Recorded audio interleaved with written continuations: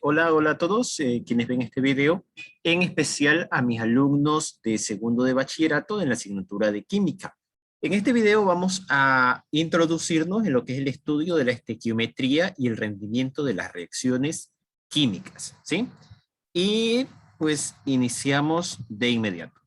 Bien, lo primero que vamos a hacer es analizar el concepto de estequiometría. Se dice que la estequiometría es el estudio de las relaciones cuantitativas de las sustancias que intervienen en una reacción química, ¿sí? Entonces, es el estudio de las relaciones cuantitativas. Cuando hablamos de términos cuantitativos, nos estamos refiriendo a cantidad. Entonces, ¿qué significa? Cuando hablamos del estudio de las relaciones cuantitativas de las sustancias que intervienen en una reacción, se refiere a que mediante la estequiometría vamos a poder calcular la cantidad de producto que vamos a obtener a partir de la cantidad de reactivos que ingresan a la reacción, ¿sí? Entonces, eso es la estequiometría, el estudio de las relaciones cuantitativas de las sustancias que intervienen en una reacción química. Es importante también que analicemos los tipos de reacciones. Aquí vamos a destacar 4 tipos de reacciones químicas, que son las reacciones de síntesis, ¿sí? Ahí se muestra un ejemplo, en donde pues dos elementos reaccionan entre sí, en este caso el hidrógeno con el oxígeno reaccionan para formar una molécula de agua, ¿sí? Tenemos un segundo tipo de reacción, la reacción de descomposición, que es cuando a partir de una sustancia original que ingresa en forma de reactivo, esta se descompone para dar origen a dos nuevas sustancias que serían los productos, ¿sí? El tercer tipo de reacción que vamos a analizar es la reacción de desplazamiento, ¿sí? En la reacción de desplazamiento, una de las sustancias o en una de las sustancias que ingresan en forma de reactivos, se va a desplazar uno de los elementos que conformen su molécula para ser sustituida por otro, ¿sí? Entonces, nos damos cuenta como aquí en el ácido sulfúrico se desplaza el hidrógeno para formar un sulfato de zinc en los productos. Entonces, esta es una reacción de desplazamiento. Y tenemos reacciones de doble descomposición, que es donde tenemos sustancias complejas que ingresan en forma de reactivos y en estas existe un intercambio de elementos. Existe un intercambio de elementos en el momento de la reacción, dando origen a sustancias nuevas en forma de productos, ¿sí? Entonces es importante que tengamos claros estos conceptos. Y si en algún momento pues nos tenemos que referir a los tipos de reacciones químicas que conocemos, vamos a referir a las reacciones de síntesis, las reacciones de descomposición, reacciones de desplazamiento y reacciones de doble descomposición. Bien, continuamos. Vamos a ver qué más tenemos en esta clase de estequiometría. Bien, se indica que los cálculos estequiométricos se basan en considerar que la reacción se verifica de forma aislada y que es total y completa. A ver, esto se refiere a lo siguiente. Cuando nosotros hacemos los cálculos estequiométricos, vamos a asumir que toda la sustancia reacciona por completo, es decir, que no hay desperdicio en la reacción, ¿sí? Valga el término, que no haya desperdicio, o que no quede una parte de la sustancia sin reaccionar, ¿sí? Entonces, asumimos que la reacción es total y completa, o que es una reacción de tipo ideal, ¿sí? Eso lo hacemos para realizar el cálculo. Pero en realidad eso no existe. Eso no existe porque no hay no hay elemento o no hay sustancias químicas que tengan un 100% de pureza. Por lo general, las sustancias químicas tienen cierto porcentaje de impurezas, que es lo que hace que la reacción no sea total ni completa, ¿sí? Entonces, además de las impurezas, hay otros aspectos que se analizan en el proceso de reacción química, por lo cual es necesario también estudiar el rendimiento de una reacción química, ¿sí? Entonces, vamos a ver a qué se refiere esto del rendimiento de una reacción química. Se dice que generalmente las reacciones no tienen lugar de forma completa, sino que en la práctica se obtiene una cantidad menor de producto de la prevista teóricamente, por lo que el rendimiento de la reacción será el cociente entre la cantidad obtenida y la calculada, multiplicando este último por ciento. Y a ver, esta última parte de lo que es el rendimiento, aquí se describe una fórmula, esa ya la vamos a analizar más adelante, pero aquí me interesa detenerme en algo. Aquí donde indica que las reacciones no tienen lugar de forma completa, sino que en la práctica se obtiene una cantidad menor de producto de la prevista teóricamente. ¿Qué significa eso? Eso significa que cuando nosotros hacemos el cálculo en nuestro cuaderno, nosotros hacemos el cálculo de la cantidad de productos que vamos a obtener, en teoría tenemos un valor. Pero en la práctica el valor o la cantidad de producto que vamos a obtener va a ser menor. ¿Por qué? Porque el rendimiento no es del 100%. Ahora bien, ¿qué más se indica aquí? Aquí se indica que los productos químicos no son puros generalmente, sino que van acompañados de distintas sustancias llamadas impurezas, ¿sí? Entonces lo que les había indicado anteriormente. No hay sustancia química que sea 100% pura. Siempre hay un grado de impureza y por ello, pues la reacción no, o mejor dicho, o por eso no se obtiene el 100% de lo calculado teóricamente, sino que en la práctica siempre va a haber una obtención menor en cuanto a lo que se refiere a la cantidad de producto.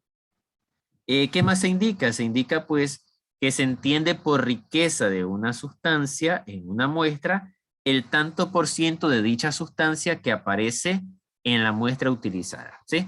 Es decir, cuando yo me refiero a la riqueza de una sustancia, me refiero a la cantidad pura que hay ya libre de impurezas. Por poner un ejemplo, si en 100 gramos de una sustancia yo determino que hay un 3% de impurezas, entonces, ¿qué quiere decir? Si del 100%, el 3% son impurezas, quiere decir que el 97% es la riqueza de esa sustancia, ¿sí?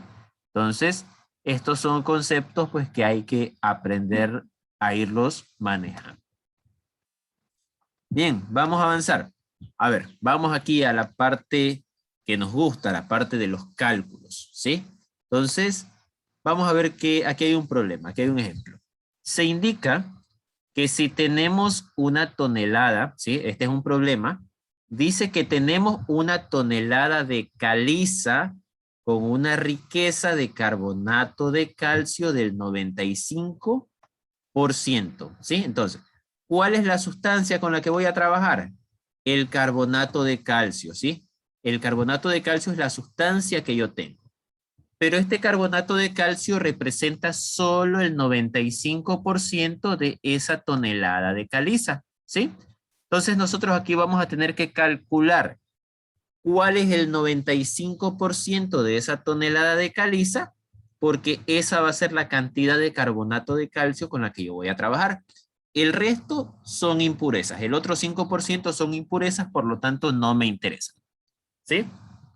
A ver, sigamos analizando el problema. Se plantea, dice, y queremos saber cuántos kilogramos de óxido de calcio se podrán obtener de ella, sabiendo que el rendimiento de la reacción es del 70%, ¿sí? Entonces, ¿qué necesitamos saber? Necesitamos saber la cantidad de kilogramos de óxido de calcio que se van a obtener a partir del carbonato de calcio que ingresa. Y debemos considerar que el rendimiento de la reacción es del 70%, ¿sí? Entonces vamos a ir parte por parte. Aquí, bueno, aquí en el ejemplo se plantean las masas atómicas. Del calcio es 40, del oxígeno es 16 y la masa atómica del carbono es 12. Recuerden que el dato de la masa atómica lo tomamos de la tabla periódica. Sí, ustedes ahorita, si tienen su tabla periódica a la mano y si no la tienen, vayan, búsquenla. Van a verificar que donde está el elemento calcio hay un valor de 40, corresponde a la masa atómica. Donde está el oxígeno hay un valor de 15,99, que lo podemos redondear en 16. Y donde está el calcio hay un valor de 12,01, creo que es, que lo podemos redondear en 12, ¿sí? Entonces, ¿para qué necesitamos el dato de la masa atómica? Pues para calcular el peso molecular de cada compuesto, del carbonato de calcio, del dióxido de carbono y del óxido de calcio, ¿sí? Ahora bien, aquí se indica, dice, la reacción que tiene lugar es, aquí tengo una reacción de descomposición, donde el carbonato de calcio se descompone para formar dióxido de carbono y óxido de calcio, ¿sí? Entonces tengo la reacción con la que yo voy a trabajar. Esta reacción debe estar balanceada, ¿sí? ¿Qué significa estar balanceada? Eso significa pues que la misma cantidad de un elemento que tengo en el reactivo, esa misma cantidad debe estar en el producto. Por ejemplo, calcio. En el reactivo, en los reactivos tengo un calcio. En los productos tengo un calcio. Carbono. En el reactivo tengo un carbono. En el producto tengo un carbono. ¿Sí? Oxígeno. En el reactivo tengo 3 oxígenos, ¿sí? Y en los productos tengo 2 más 1, también tengo 3 oxígenos. Entonces está balanceada mi ecuación. Ahora bien, empezamos a realizar nuestros cálculos. Se indica, dice, obsérvese que el número de átomos de cada clase es el mismo en ambos miembros, lo que ya estábamos haciendo, está balanceada la ecuación. Luego, la cantidad de carbonato de calcio que realmente se tiene es la siguiente. Una tonelada es igual a 1000 kilogramos, ¿sí?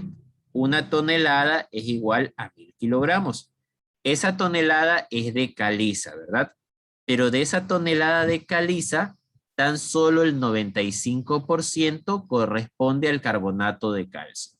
Entonces, el 95% yo lo puedo representar como 0.95 o 95 sobre 100, ¿sí? Que al calcular el 95% de los 1000 kilogramos, voy a tener como resultado 950 kilogramos, ¿sí? Estos 950 kilogramos, ¿qué son? Es la cantidad de carbonato de calcio que ingresa a la reacción.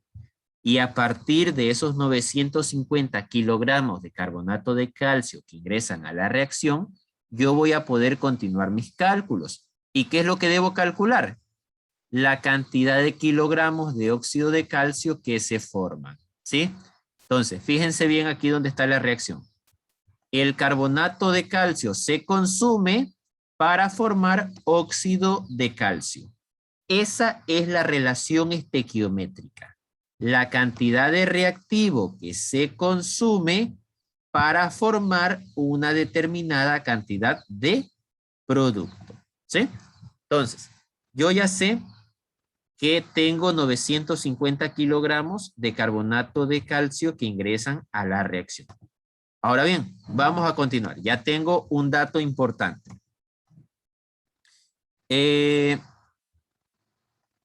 Si ustedes se fijaron, a ver, voy a regresar a la diapositiva anterior.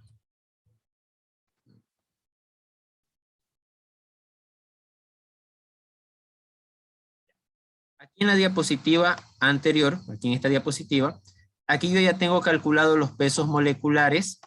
Ya tengo calculado los pesos moleculares del carbonato de calcio. Peso molecular del carbonato de calcio es 100 gramos mol. Peso molecular del óxido de calcio es 56 gramos mol. Peso molecular del dióxido de carbono es 44 gramos mol, ¿sí? Entonces, estos pesos moleculares, bueno, ya les he enseñado a mis alumnos y los que no son mis alumnos están viendo este video, si les interesa aprender a calcular los pesos moleculares, pues me lo comentan en el video y preparo un video explicando también, ¿sí? Estos pesos moleculares se obtienen a partir de la masa atómica de cada elemento que conforma el compuesto, ¿sí? Entonces ya tengan anotado, peso molecular del carbonato de calcio, 100 gramos mol, peso molecular del óxido de calcio, 56 gramos mol, y peso molecular del CO2 o dióxido de carbono, 44 gramos mol, ¿sí? Ahora vamos a utilizar esos pesos moleculares. Entonces, ¿cómo los utilizamos? Déjenme borrar esto que está rayado. Bien, ¿cómo los utilizamos? Pues verán, hacemos la siguiente relación. Utilizando la reacción química, ¿sí? Yo tengo una mol de óxido de calcio que se va a formar, ¿sí? Tengo 1 mol de óxido de calcio que se va a formar. Según el peso molecular, me dice que en cada 56 gramos de óxido de calcio hay 1 mol de óxido de calcio. Entonces, esta mol de óxido de calcio que se forma pesa 56 gramos, ¿sí? Y esta mol de carbonato de calcio que se consume, 1 mol de carbonato de calcio que se consume, pesa 100 gramos, ¿sí? Entonces, ¿dónde está la relación estequiométrica? Yo digo que por cada 100 gramos de carbonato de calcio que se consumen, se van a formar 56 gramos de óxido de calcio, ¿sí? ¿Se dan cuenta? Esta es la relación estequiométrica. Por cada 100 gramos de carbonato de calcio que se consumen, se van a formar 56 gramos de óxido de calcio. Ahí estoy estableciendo una relación estequiométrica. Estos valores, ¿de dónde los obtengo? Los obtengo a partir del peso molecular. Entonces, una vez que yo hago esta relación estequiométrica, aquí realizo una regla de 3 simple. Entonces, si por cada 56 gramos de óxido de calcio que se forman, se consumen 100 gramos de carbonato de calcio, vengo y digo, como yo sé que en mi reacción ingresaron 950 kilogramos de carbonato de calcio, digo, entonces, en 950 kilogramos de carbonato de calcio que se consumen, ¿cuántos kilogramos de óxido de calcio se van a formar? ¿Sí? Estoy aplicando una regla de 3 simple. ¿Se dan cuenta? En ambos tengo en el numerador óxido de calcio y en ambos tengo en el denominador carbonato de calcio. Multiplico en cruz, ¿sí? Es una regla de 3 simple lo que estoy haciendo, matemáticas. Entonces, X es mi incógnita, es el valor que yo quiero calcular, y multiplico en cruz. 56 por 950 dividido para 100. Y me da como resultado 532 kilogramos de óxido de calcio se van a formar, ¿sí? Entonces, a partir de los 950 kilogramos de carbonato de calcio que ingresan a la reacción, se van a formar 532 kilogramos de óxido de calcio, ¿sí? Pero esta es la cantidad teórica, ¿sí? Este es el valor teórico. En teoría yo voy a obtener 532 kilogramos de óxido de calcio. Pero recuerden que nosotros habíamos estado estudiando un concepto que era el de rendimiento, ¿sí? ¿Qué nos decía el rendimiento? Yo les decía que íbamos a analizar una fórmula. Aquí está la fórmula, ¿sí? El rendimiento de la reacción va a ser igual a la masa obtenida sobre la masa calculada y todo eso multiplicado por 100, ¿sí? Entonces, algunos de estos valores yo ya los tengo. El rendimiento de la reacción. El rendimiento de la reacción, el ejercicio me indica, el problema me plantea que tiene un rendimiento del 70%. Entonces, donde dice rendimiento, reemplazo por el 70, ese dato ya lo tengo. La masa calculada. ¿Cuál es la masa calculada? Yo aquí he calculado que voy a obtener 532 kilogramos de óxido de calcio. Entonces, esa es mi masa calculada, 532. La masa obtenida no la tengo, ¿sí? La masa obtenida no la tengo, eso es lo que yo deseo saber. La cantidad real de masa que voy a obtener. Y la fórmula me dice que todo eso lo multiplico por 100, ¿sí? Entonces, aquí yo tengo una ecuación. Yo sé que ustedes han aprendido ecuaciones. Ustedes lo han aprendido con X, ¿verdad? Entonces, todo esto que dice masa obtenida, vamos a asumir que es mi incógnita X. Y la voy a despejar.